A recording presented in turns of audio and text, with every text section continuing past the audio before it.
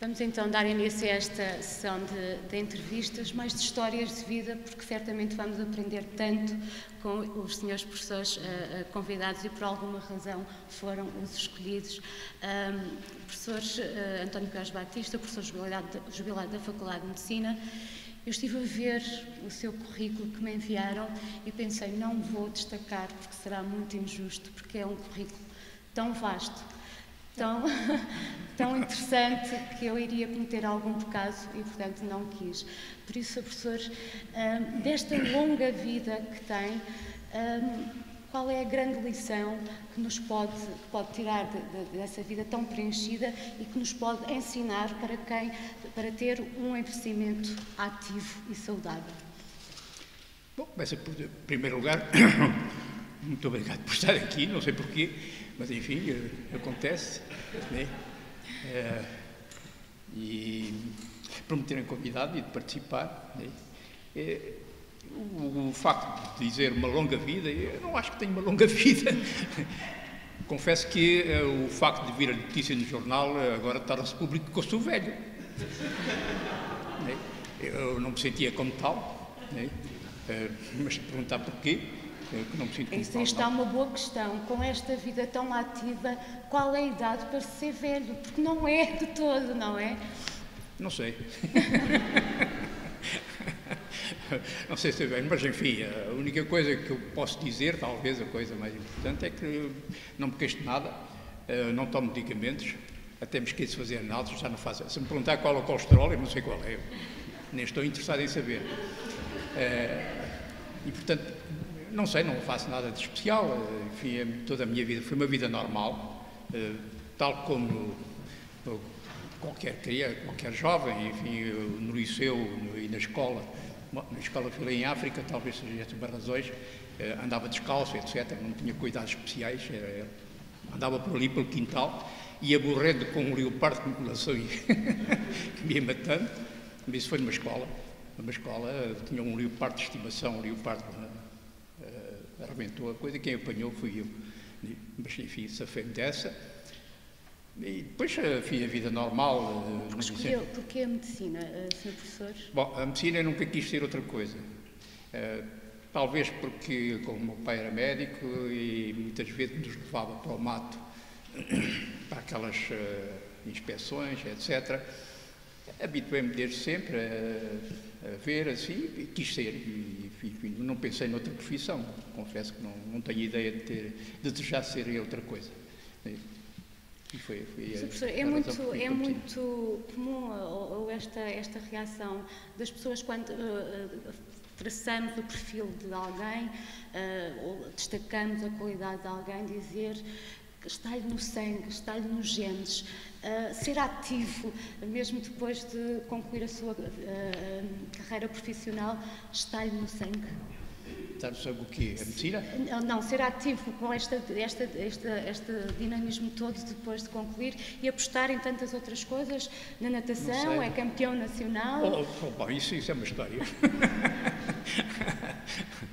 Não, estar parado realmente não gosto muito de estar parado. A minha filha que o diga, mas aborrece-me, quando não tenho nada para fazer, aborrece-me. E por isso, naturalmente, que, enfim, enquanto fui estudante de medicina, agarrei-me aos livros e tive o azar logo no primeiro exame que eu fiz, ou dos primeiros exames que eu fiz, foi de anatomia, deram-me 19, e como dizia o meu pai, eu ter estado desgraçado, né? Porque realmente aquilo marcava e o indivíduo tinha que defender a nota que tinha, etc. E como gostava de estudar, enfim, assim foi. Enfim, não fui nada de extraordinário. O esforço que eu tenha feito para manter uma classificação alta, não, era uma coisa natural, era um estudo que eu fazia que tinha gosto e, portanto, aí não me considero que tenha feito grandes sacrifícios. Os sacrifícios talvez tenha feito porque não tivesse feito uma vida de borga e vivendo aqui em Coimbra, não. Nunca entrei em trupes, por exemplo, embora eu tenha sido rapado 2 vezes, nessa altura ainda tinha cabelo. Mas, enfim, não mais do que isso, andar nos bailaricos também não era grande coisa, também nunca fui pessoa para isso. né? Embora tivesse namorado 2 vezes, mas enfim, isso também deu mau resultado. Enfim, foi uma vida normal, né? E o tempo que passou em Paris foi determinante para a vida profissional e pessoal também, Sr. Professor? Devo dizer que quando fui para Paris foi a primeira vez que eu saí do país. Tinha vindo de Moçambique, tinha ficado sempre aqui, como coincidiu com o tempo da guerra, né? Portanto, eu fiquei aqui no liceu. Só vi os meus pais outra vez quando já estava na universidade, porque entretanto houve a guerra e as coisas, enfim, a idas e vindas, as viagens eram longas, eram de barco e as pessoas não faziam porque tinham medo que houvesse qualquer problema com os barcos na altura, no tempo da guerra, naturalmente. E portanto passei esse tempo todo e fui. E quando fui para Paris foi quando foi decidido, não me pergunto bem porquê, fazer a dermatologia, né? É um assunto, é um ponto que eu não sei explicar bem porque é que fui para a dermatologia, até porque o professor de dermatologia não era dermatologista, era o professor Martrincão, que era professor de cardiologia, dava umas aulas chatas como tudo, de dermatologia, que ele não percebia, né? E, portanto, quando eu disse aos meus colegas de estudo, se vou para a dermatologia, e eles disseram, então, tu és parvo, tu vais para a dermatologia, isso é chato como tudo, desculpem o termo, mas era assim, o tempo não foi para isso. Mas, enfim, acabei por realmente me entusiasmar e ir para a dermatologia, um pouco por influência do professor Rocha Brito, que tinha sido professor de dermatologia, né, e que tinha sido meu professor também, mas não de dermatologia, de clínica médica. E fui para Paris. E porquê em Paris? Porque na altura era das escolas mais famosas, que era a Escola de Paris, né? E tive a possibilidade de ir para lá, em parte com a ajuda dos meus pais e em parte com uma bolsa de estudo do governo francês que eu consegui, né? Dada a nota que tinha, a classificação e eu que tive, e assim fui para lá, né? Mas confesso que foi de olhos fechados. Por as pessoas amigas que estavam lá, que arranjaram um quarto, para lá fui, etc. E lá estive os 3 anos para tirar a especialidade, porque na altura era um diploma, era um curso de 3 anos, um curso, sim, a frequência de 3 anos, no fim de cada ano tinha exames, etc. E ao fim de 3 anos consegui ainda estar mais um ano, mas já por boa graça do patrão lá de Paris, porque engraçou comigo, bom, ótimo, né? E ainda estive mais um ano. Depois, nesse último ano casei-me, não estudei só dermatologia, estudei mais coisas. E casei-me e depois vim, né, para cá. Depois era para fazer a tese de doutoramento, normalmente, fazer a tese. Como não havia uma escola em Coimbra de dermatologia, e na realidade eu fui o primeiro professor de dermatologia de raiz, porque os outros passavam por... Enfim, era o mais novo, em regra, o professor mais novo era empurrado para a dermatologia. Portanto, as coisas não... Enfim, como sucedeu isso, não havia ninguém, não havia para tirar a especialidade, e em vez de ir para Lisboa, que havia lá uma escola já, mas que eu não conhecia, ou conhecia muito pouco, e se fosse para lá um ambiente que eu não conhecia, preferia ir para um ambiente que eu já conhecia, que já tinha frequentado durante 4 anos, e que sabia, conhecia os cantos da casa, as pessoas conheciam-me, etc., com quem eu realmente me relacionei, e relacionamento isso que ainda se mantém até hoje. E tinha lá a família, de resto, não é? E para lá fui e fiz o doutoramento, etc., e depois, enfim, as coisas... Carreira... Depois foi naturalmente... É certo que eu desempenhei muitos papéis, muitas funções na faculdade. Foi presidente da faculdade, foi vice-reitor... Não fosse nada, desde conselho diretivo, conselho diretivo, conselho científico, sei lá, até cheguei a ser vice-reitor. Enfim, o porquê, não sei, nunca me candidatei a esses lugares. Enfim, os outros conheceram. E ao longo deste percurso, Sr. Professor, há algum momento ou algum facto que o tivesse marcado mais na sua profissão? Marcado em que sentido? Na minha carreira? Sim, na minha maneira de ser? Sim, na minha maneira de ser, não. Não sei. Na carreira. Nunca me tomei muito a sério. Alguma decisão que tenha... Este foi a minha... Deixo aqui a minha marca, que fosse a marca do Sr. Professor, se posso colocar a questão assim. Confesso, não sei. Não sei, não me considero ninguém especial, uma pessoa especial, não. Né? Não sei, nunca me levei a sério, como eu costumo dizer. Mas os outros levaram-no a sério e ainda bem, não é, Sr. Professor? Como? Mas os outros levaram-no a sério e ainda bem, senão não teria esta vida, este currículo tão preenchido. Foi assim.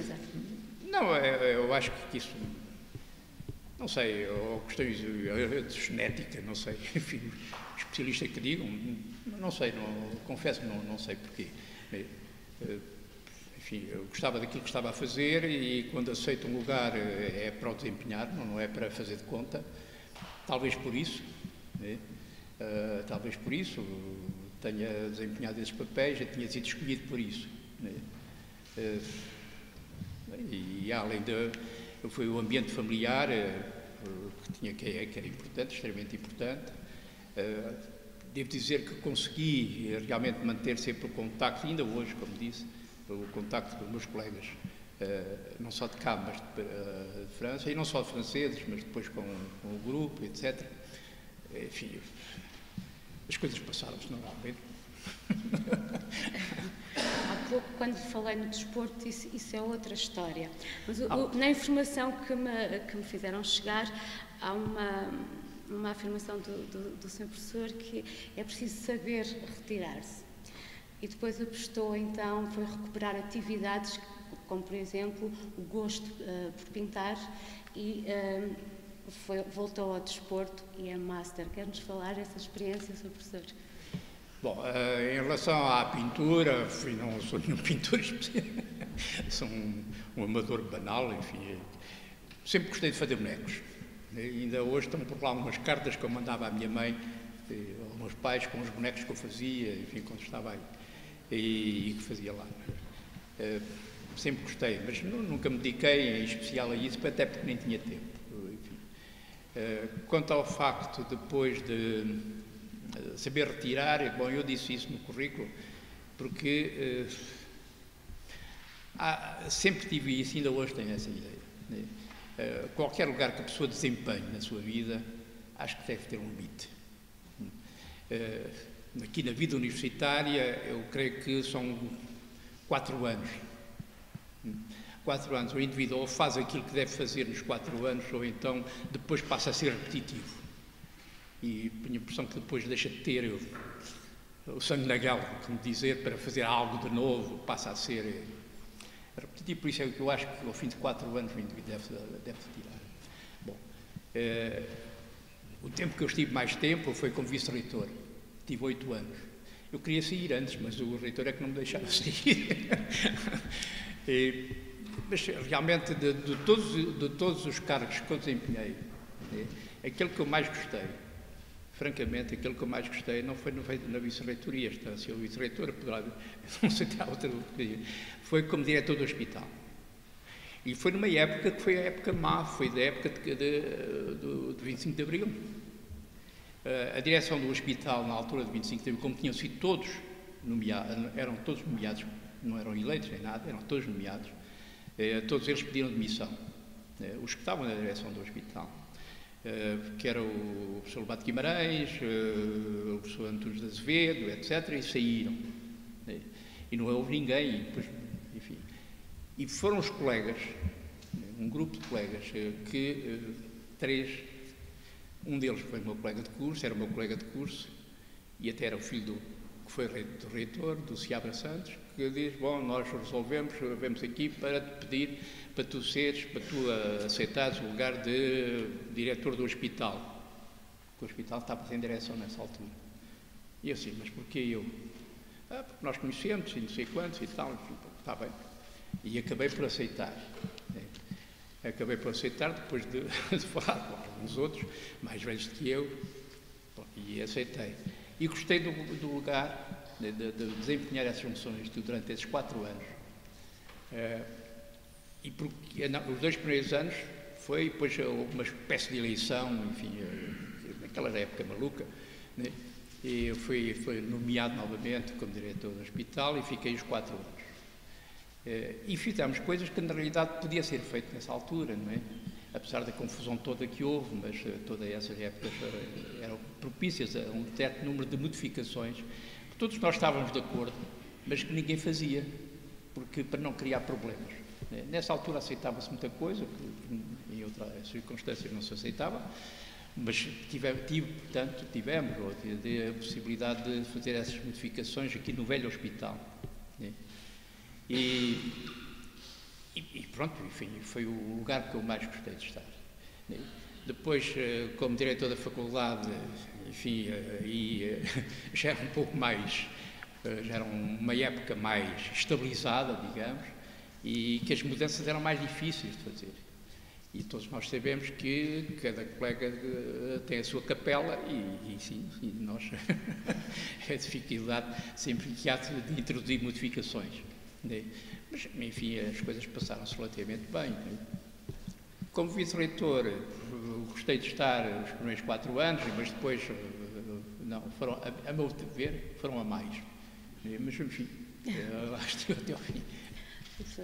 Não me fuja outra vez ao desporto.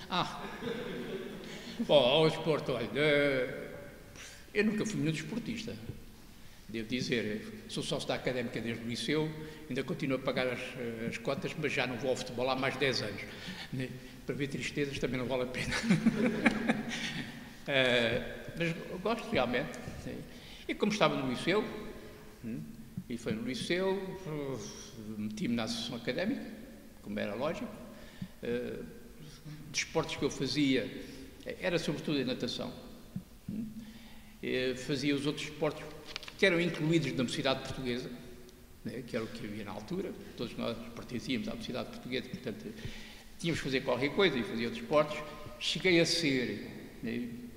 ser selecionado a equipe dos vanguardistas, que era dos jovens de 15 anos, 14 anos de voleibol. Né?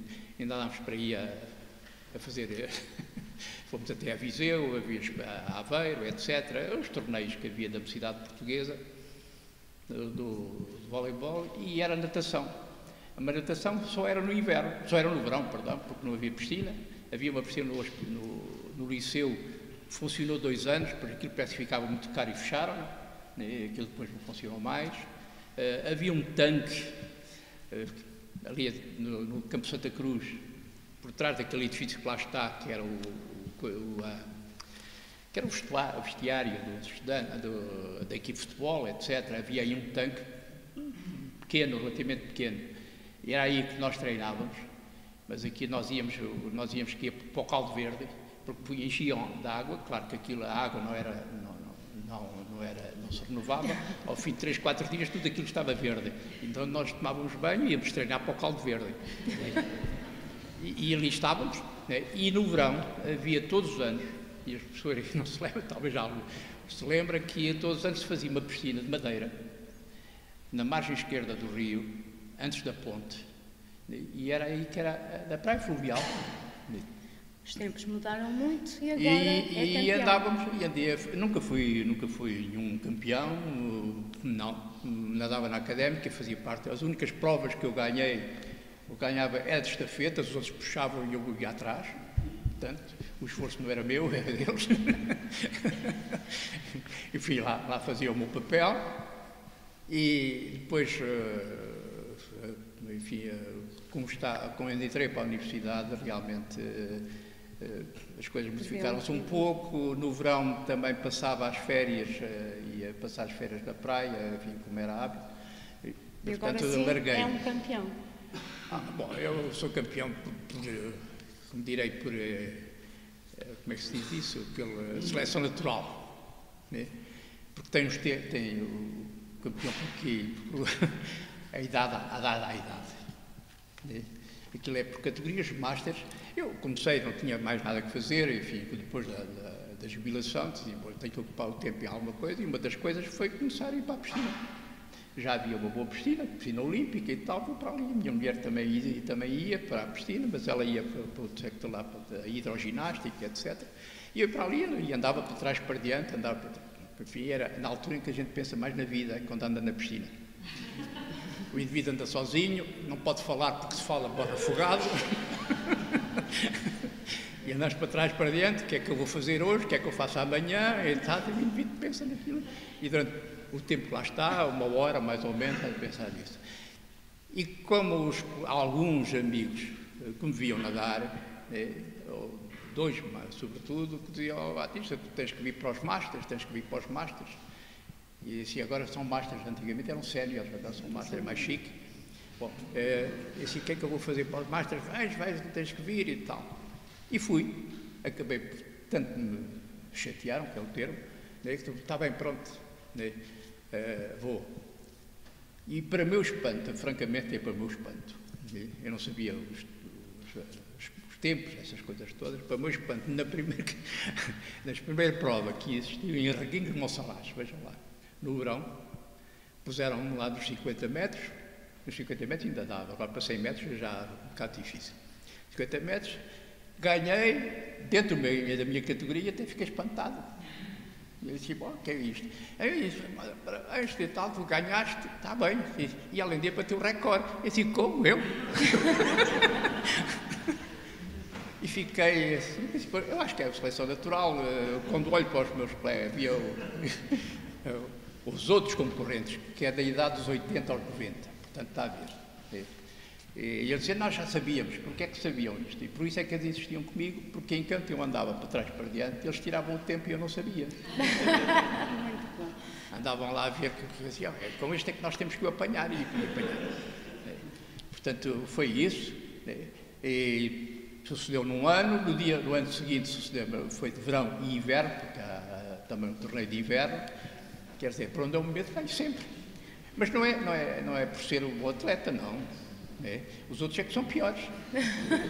Como o campeão anterior, que é um sujeito muito simpático, que é de Lisboa, que foi oficial da Marinha. Ele, enfim, da última vez estivemos juntos, e ele chegou-se ao pé de mim: "Você agora está cá, ganha tudo." E eu deixei de ser campeão. Porquê? Porque ele anda assim um bocado de lado. Coisa que não acontece comigo, não sei, mas isso... Sr. Professor, tinha tantas histórias para ouvir, mas uma coisa do desporto, tanto mais que eu nunca levei a sério, é que, inclusive, um dia deram-me um programa de treino. E disse: "Por que é que eu quero este programa de treino?" "É para treinar, fazer não sei quantos." Eu quero lá saber disso. Eu ando aqui para me divertir, não é para fazer tempo. Pronto. E é isso. Muito bem. Sr. Professor, muito grata. Já voltaremos a conversar mais daqui a pouco. Boa. Vamos agora conversar um bocadinho com o professor, conhecer a história do professor Arcélio Duarte de Carvalho. Está bom.